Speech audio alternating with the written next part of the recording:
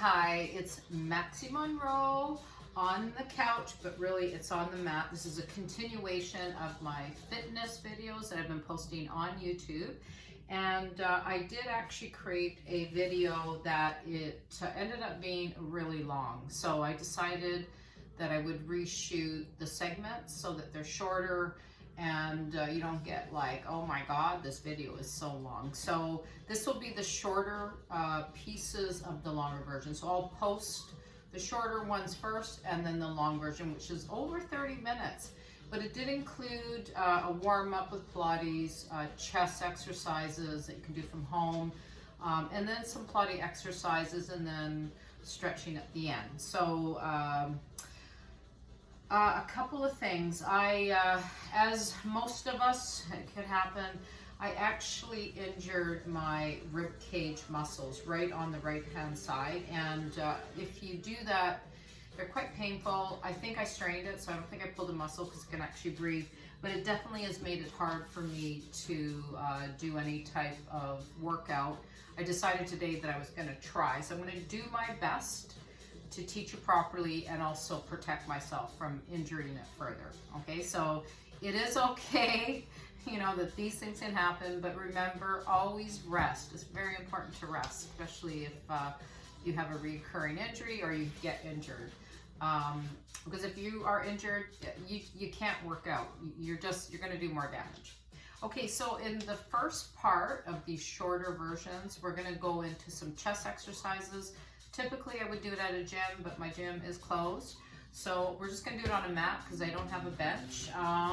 If you're not familiar with the chest exercises, the typical ones, usually it's the chest press. You've got an incline chest press. You've got fly.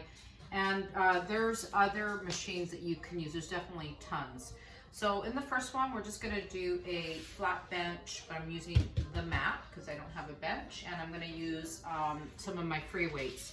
In a gym, or maybe you have it, you also have the bar or the dumbbell. And that one, actually, you could do a lot more weights.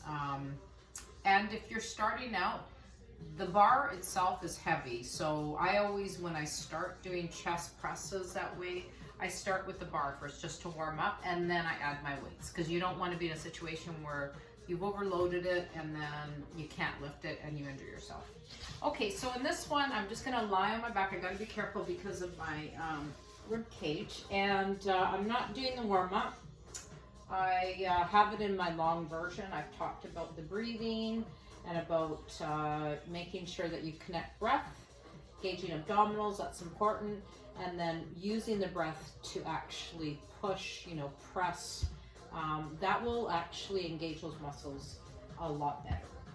Okay, so I'm going to take my weights, and basically I would have my back on the bench flat. I want to make sure that I'm stable, feet on the ground, or they could be lifted on the bench, whatever works for you. If you put them on the bench, you get more focus on the chest. So in a chest press, basically with the dumbbells, I'm basically going to inhale and exhale as I press up.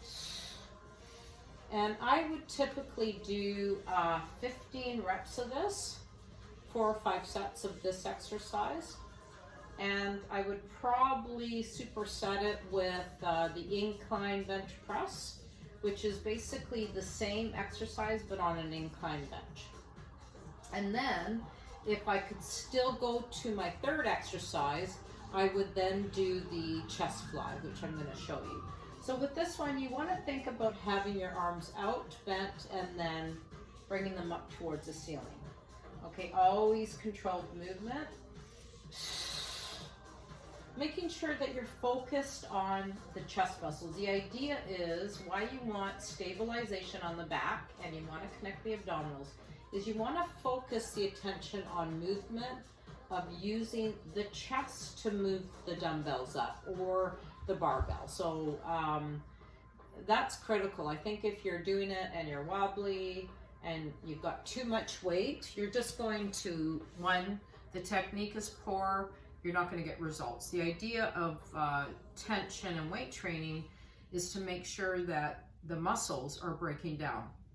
That's typically what happens when you're using you're doing any type of supersetting where you're really exhausting that muscle. You're you're working it so hard that those muscles are actually breaking. They're splitting up, and that's what causes them to get more blood and oxygen in them, and to actually make those muscles strong, make them grow. Okay, so that was the chest press, which is on a flat surface. On the incline, basically, you would be on an incline, so you would be like this, and then you would do the same. So I would do 4 or 5 sets of that, 15 reps. Then we're gonna go into the fly. So the fly, basically, same idea. I typically do it on an incline. I find the incline is great, but you can do it also on a flat ground. The idea is that you wanna think about hugging a tree. So you want kind of curvature in those arms. So you don't wanna be doing it like this straight. I mean, I've seen different techniques. I find that that could actually cause more problems on the elbows and possibly on your shoulder. And I've actually, when I had my shoulder issue recently, I couldn't do the fly because I couldn't actually bring my arm down. And when you do train, that's important to really think about what your body's telling you. Don't train if you're in that condition, because I tried and it took me months to heal. It just, you know, I couldn't do the fly like I want to. So right now I'm okay. So basically think about if you were hugging a tree, you're gonna bring the dumbbells out kind of in this big round circle, and then exhale as you bring those dumbbells together. And again, I would do, you know, 4 sets of this, of 15. If you're starting out, it's important to start small. Maybe you just want to do it with the lowest weight. Maybe you want to do it with no weights. Maybe you want to just do 3 sets of 5 reps, right? You have to really think about what your capabilities are. You got to push yourself, yes, but keep in mind that I don't want you to be hurting and then that discourages you to continue your workout, okay? All right, so always remember, have your water nearby. Make sure that you're drinking lots of water. That's important to do that while you're training, because dehydration does cause a lot of problems with muscle recovery. I use BCAAs. I talked about it in another video. I will probably talk about diet soon, about what I've done and some of the knowledge I have that I can share with you. No, I'm not a nutritionist, I'm not a dietitian, but I have coached a weight loss program that actually works, and it really does target weight loss, but it's done with a professional. I've done it with working with a pharmacist or a doctor. Okay, so we've done those 3 exercises. Now, I would do those, normally I would do a chest press followed by the incline chest press followed by a fly, and then I'd probably do a push-up. So I'm gonna do back to back to back, but I can't do that because of my situation and I don't have the equipment. Another great exercise, and it's something that if you can learn to do it and you're strong enough, push-ups. Push-ups are great. They're great for the chest, they're great for the tricep and the bicep. So for a push-up, and keeping in mind that you want to make sure that your form is correct. So you want to have always your shoulder above your wrist when you're in this position. Now, right now, because of my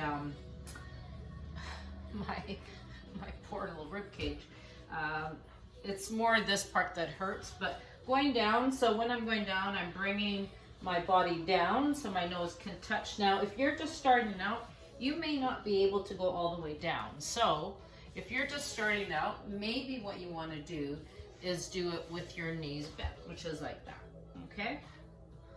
But if you were to learn to do this, even if you did 5, you know, 5 of them, you started with 5, that's it, 5, even 3, and then you worked up to doing 10, and you did 3 sets of them, believe me, it's an amazing workout. It works the core, works the upper body parts. I mean, it's a really, really good exercise. You know, if you had nothing else in your place, sit-ups and push-ups are great. So that is a great exercise as well. And if you're in a gym, there is a machine where you're sitting and you have the handles. That's great. I use that one as well. And another one that I do is a decline bench, where what it does is it works more the upper part of the chest. So that one also is good. So again, these are just easy exercises that you can do at home. You don't need a lot of stuff. Look, I can do it on a mat, and I've got dumbbells. And by the way, I mean, I don't know if you could do it with the stretch band. It may be a bit challenging, but you need something that brings attention against your body. So that's it. That is my really quick chest exercises that you can do right from home on a mat. And hope you are keeping well. I know it's challenging times, but I'm here to give you what knowledge I have, to encourage you, to motivate you. If you have any questions, you can follow me on Instagram at onthecouch_Maxie Monroe. There you can actually message me about fitness. I'm happy to offer whatever knowledge I have. Still not the expert. I always say consult with a professional. If you have someone that you can talk to locally, please do so. They're always happy to help. Okay, stay well. I'll see you soon, and my next video will be on some Pilates exercises. Thank you for joining me, and see you soon. And drink your water.